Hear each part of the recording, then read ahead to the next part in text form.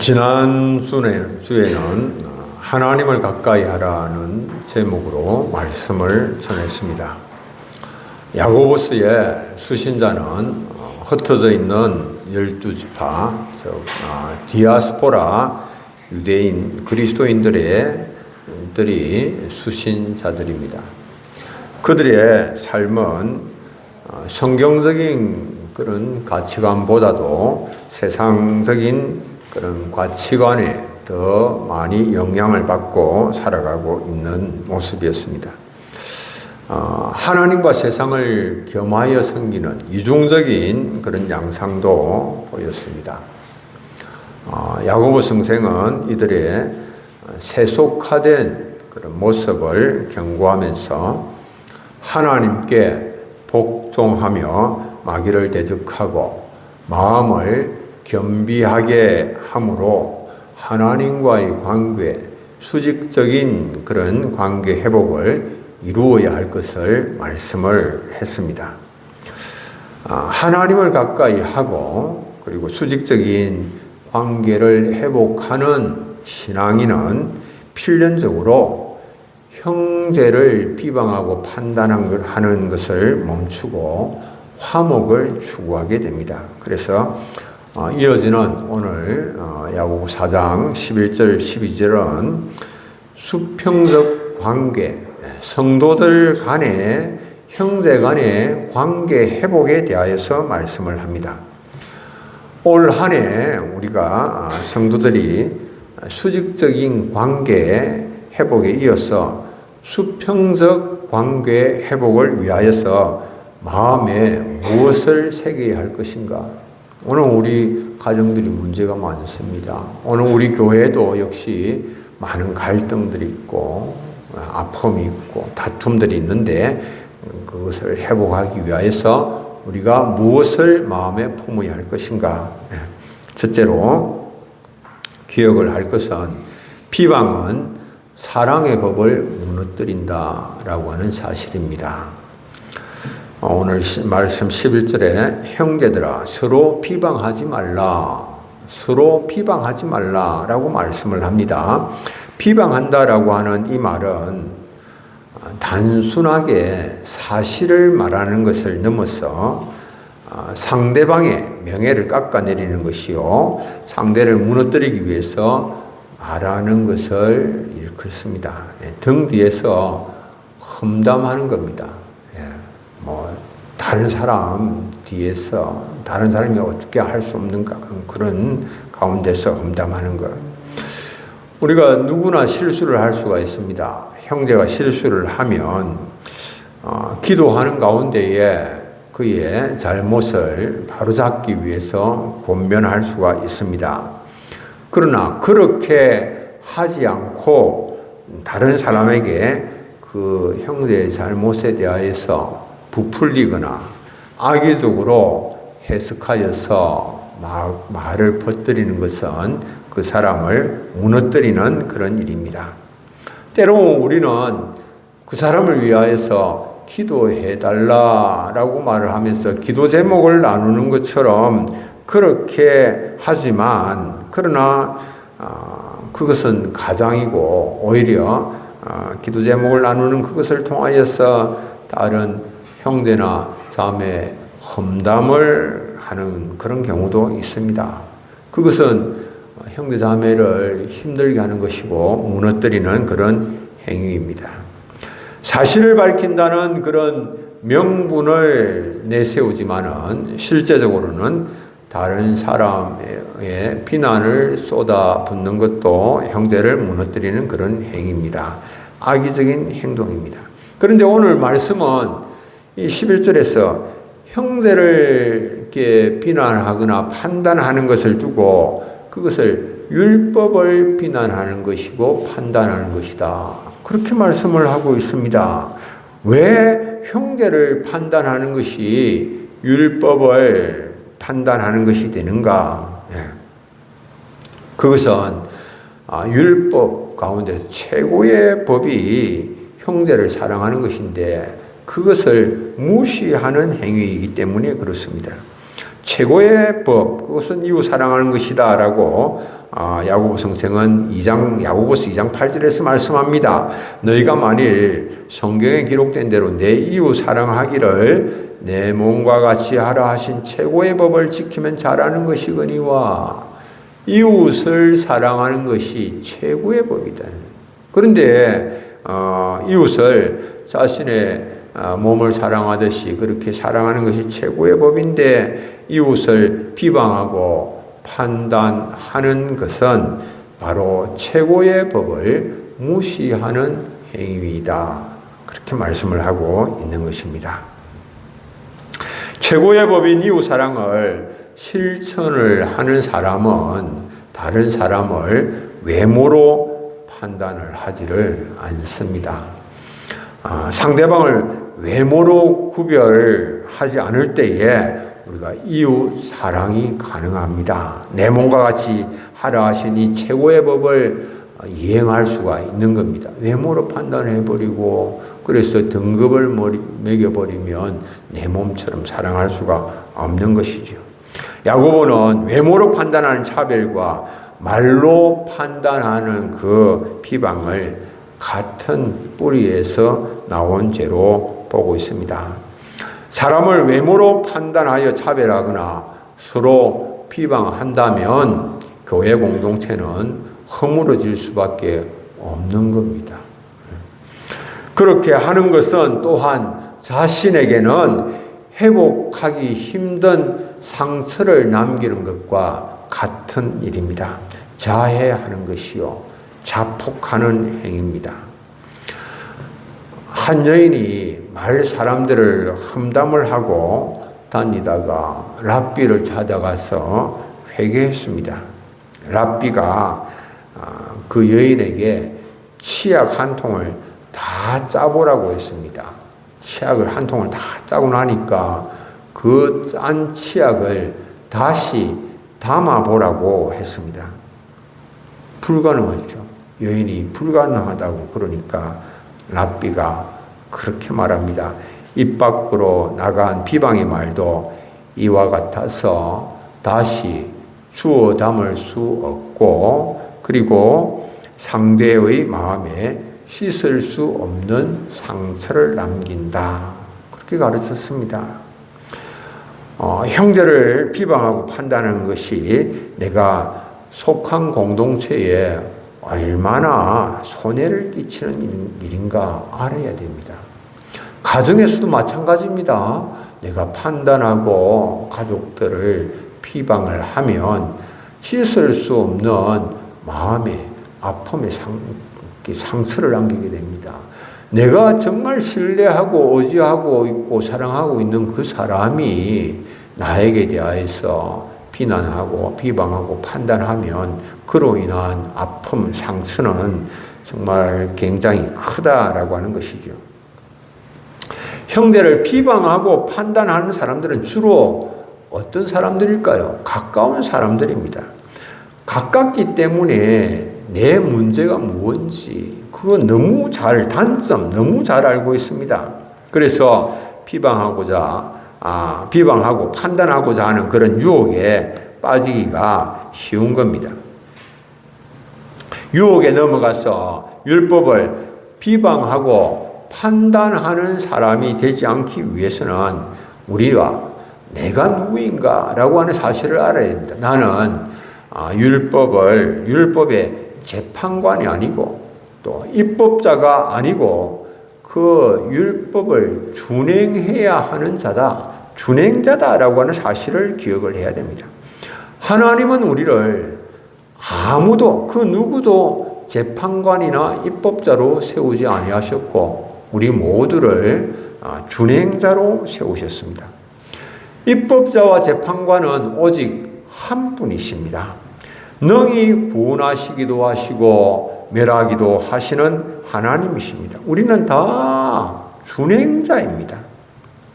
그러므로 우리는 율법을 먼저 자신에게 적용을 해야 됩니다. 왜? 내가 준행자이기 때문에 나에게 그 율법을 적용을 하고 내가 율법과 사랑을 실천하는 일에 집중을 해야 됩니다. 가까운 사람들의 단점을 판단하여서 정죄를 내가 하고 있는 그런 지금 상황이라고 한다면 나는 기억을 해야 됩니다. 내가 재판관으로 세워진 것이 아니고 준행자로 세워졌다. 율법의 준행자로 세움을 받았다라고 하는 이 사실을 기억을 하는 겁니다. 그러므로 다른 사람을 판단하기 전에 그 말씀을 통해서 그 말씀으로 다른 사람을 판단하기 전에 먼저 내 자신을 돌아보고 그리고 연약한 형제를 위하여서 기도하는 준행자, 율법을 실천하는 준행자의 자리에 서야 된다라고 하는 사실입니다. 율법의 잣대는 형제를 정죄하는 그런 무기가 아닙니다. 나를 비추는, 그래서 내 모습을 발견하는 그런 거울로 사용되어야만 하는 것입니다.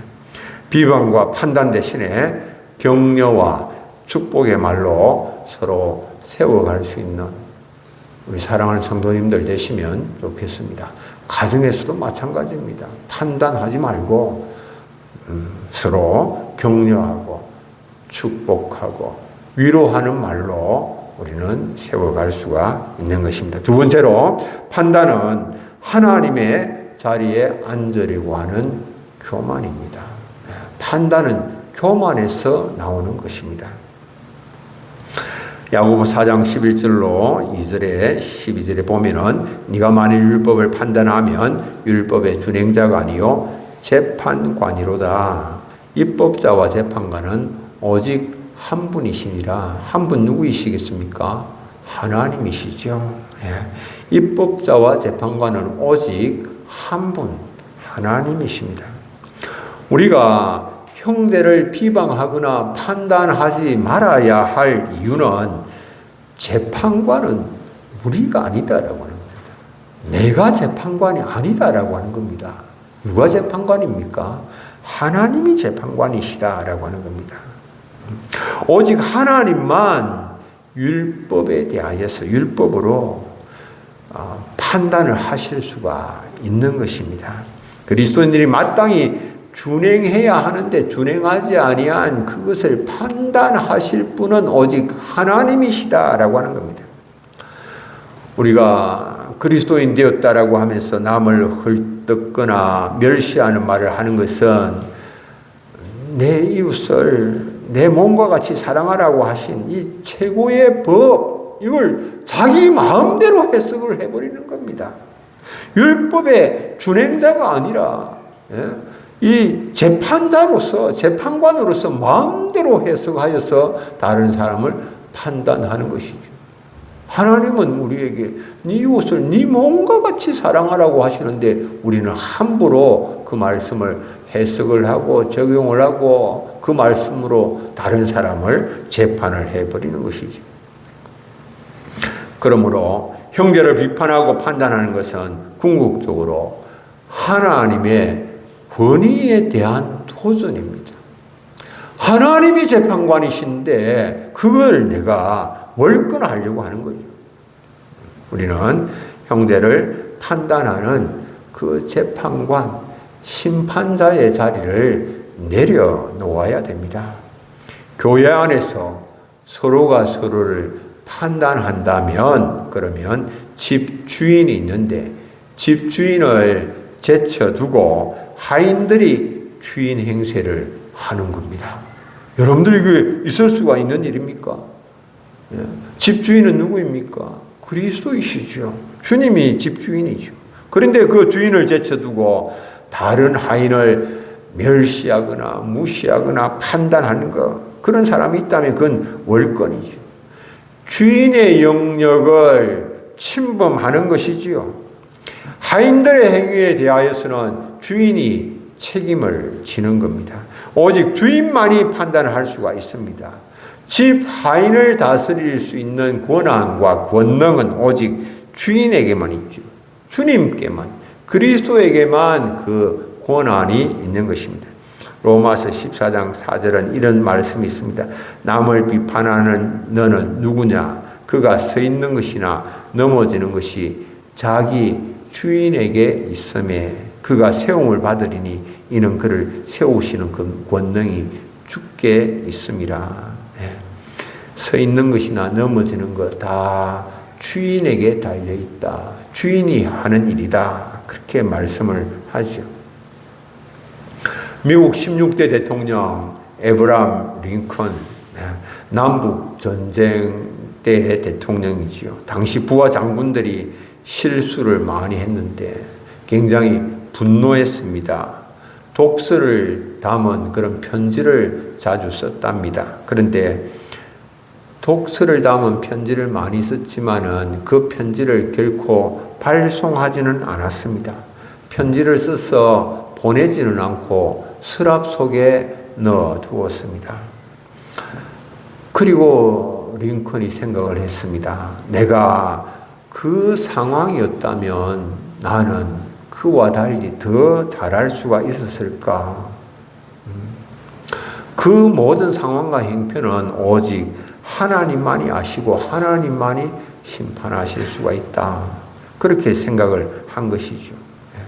그래서 그는 한 번도 그런 자신의 마음의 생각들을 편지로 기록은 했지만 보내지는 않았다라고 하는 겁니다. 우리가 판단하지 않는다. 그러면 그것은 문제를 외면하는 것이 아니냐 이렇게 생각할 수 있는데 외면이 아닙니다. 판단하지 않는다라고 하는 것은 심판의 권한을 하나님께 돌려드린다라고 하는 믿음의 선택입니다. 믿음의 결단입니다. 하나님이 재판관이시기 때문에 그분의 권한에 대하여서 내가 인정하는 돌려드리는 그 믿음의 결단을 한 것이죠. 다른 형제를 비방하고 판단하는 행위는 그를 세우신 하나님의 은혜와 자비 그리고 또 그가 부족함이 있다 할지라도 그를 또 바르게 세워가실 수 있는 그런 하나님의 능력을 무시하는 일이죠. 그래서 우리는 꼭 기억을 하셔야 됩니다. 우리 가정과 교회의 평강 그것은 모든 판단의 권한을 하나님께 넘겨드릴 때 그때 유지가 된다라고 하는 사실입니다. 우리 각자가 재판관이 되어서 내 그냥 생각대로 해석을 하고 판단을 하면 그 가정의 평강은 지켜질 수가 없는 것입니다. 세 번째로 구원과 심판을 하나님께 맡기라라고 하는 겁니다. 오늘 12절 입법자와 재판관은 오직 한 분이시니 너희 구원하시기도 하시며 멸하기도 하시느니라. 너는 누구에게 이웃을 판단하느냐. 입법자시오 재판관이신 오직 한 분이신 하나님께 모든 것을 맡기라 이렇게 말씀하시는데 예수님께서 그 본을 우리에게 보여주셨습니다. 예수님은 빌라도의 법정에서 우리를 대신하여서 신문과 고난을 당하셨습니다. 그러나 그런 가운데서도 위협하거나 욕하지 아니하시고 침묵하셨습니다.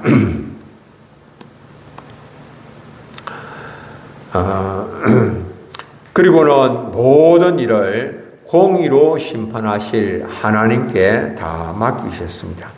베드로전서 2장 23절 욕을 당하시되 맞대어 욕하지 아니하시고 고난을 당하시되 위협하지 아니하시고 오직 공의로 심판하시는 이에게 부탁하시며 예수님은 공의로 심판하시는 하나님께 모든 것을 다 맡기셨습니다. 그렇다면 우리는 억울할 때 오해받을 때 무엇을 선택을 해야 할 것인가? 주님께서 우리에게 보여주신 본을 기억을 해야 됩니다. 어떤 본입니까? 심판을 내려놓고 하나님께 맡기는 것입니다. 내가 재판관이 되는 것을 내려놓고 하나님의 재판권을 인정을 하는 것입니다. 판단을 내려놓는 것, 그것은 무책임이 아니고 믿음의 선택이며 결단입니다. 만약에 결론입니다. 우리가 예수님께서 보여주신 본을 거부를 한다면, 그리고 형제를 비판하고 판단한다면 하나님께서 우리에게 무엇이라고 말씀하시겠습니까? 하나님은 우리를 향하여서 너는 누구이기에 이웃을 판단하느냐? 주님께서 하시는 말씀이에요. 너는 누구이기에 이웃을 판단하느냐? 질문하시는 것입니다.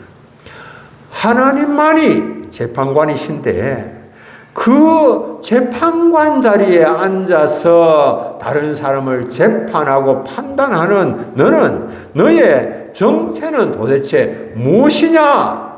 주님께서 책망을 하시는 것이죠. 형제를 판단하고 싶은 마음이 들 때에 우리가 이 말씀을 기억을 해야 됩니다. 너는 누구이기에 이웃을 판단하느냐? 이 주님의 음성을 기억을 해야 됩니다. 스스로 자신을 돌아보며 죄인됨과 교만함을 깨닫고 나의 한계를, 상황을 자각을 해야 되는 거죠. 마치 내가 모든 것을 다 할 수 있는 자인 것처럼, 다른 사람을 판단할 수 있는 자인 것처럼 생각하면 안 되는 일이죠. 주께서 너는 누구이기에 이웃을 판단하느냐 책망하시는 것은 너는 심판주가 아니라 너는 죄인 중에 한 사람에 불과하다. 그 사실을 다시 한번 우리에게 강조하시는 것이죠. 우리는 재판석에 앉을 그런 자격이 없는 자입니다. 우리는 피고석의 동료일 뿐임을 자각을 해야 됩니다. 우리는 모두 하나님의 법 아래에 있는 죄인이지, 그리고 그 법을 지켜야 할 준행자이지 결코 타인을 심판할 수 있는 입법자나 재판관이 아니다라고 하는 사실입니다. 피고석 동료다. 나도 피고다. 나도 내가 재판하고 싶은, 판단하고 싶은 그 사람과 똑같은 사람이다 라고 하는 이 사실을 기억을 해야 됩니다. 둘째로 이것은 월권 행위에 대한 경고이기도 합니다. 구원하시기도 하시고 멸하기도 하시는 분은 오직 하나님 한 분이십니다. 그럼에도 불구하고 사람이 타인을 판단하는 것은 단순히 실수로 간과할 수 있는 문제가 아닙니다. 하나님의 고유의 권한을 침범하는 영적 교만이죠. 구원과 멸망의 권세는 오직 하나님께만 있습니다.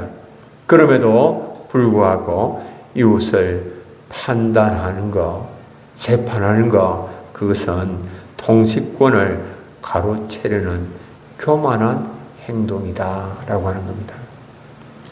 이 질문을 통해서 하나님께서 우리에게 우리의 시선이 전환되기를 원하십니다. 타인을 바라보는 그 시선이 자신에게로 돌려지기를 원하시는 것입니다. 남을 판단하는데 시간과 에너지를 허비하지 않고 자신의 내면을 살펴보고 자신과 하나님과의 관계를 돌아보는데 시간과 에너지를 사용하라라고 하는 겁니다. 이웃의 잘못을 묻고 이웃을 판단하기 전에 하나님 앞에서 도대체 나는 누구인가?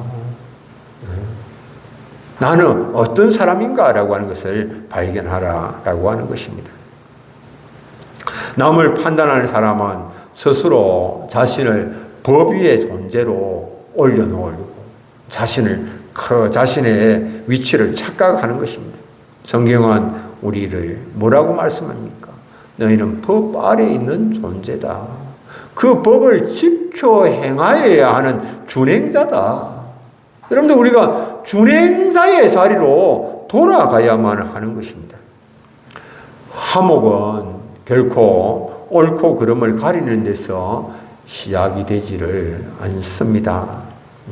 심판의 자리를 내가 내려놓을 때에 가정의 화목이 찾아오고 교회의 평강이 찾아오는 것입니다. 심판의 자리를 내려놓고 너는 누구냐라고 하는 주님의 질문에 나는 주님의 긍휼이 필요한 준행자일 뿐입니다. 그렇게 고백하실 수 있는 이번 한 주간 우리 사랑하는 성도님들의 삶이 되시기를 바랍니다. 우리 찬송 한 장 부르겠습니다. 455장 주님의 마음을 본받는 자.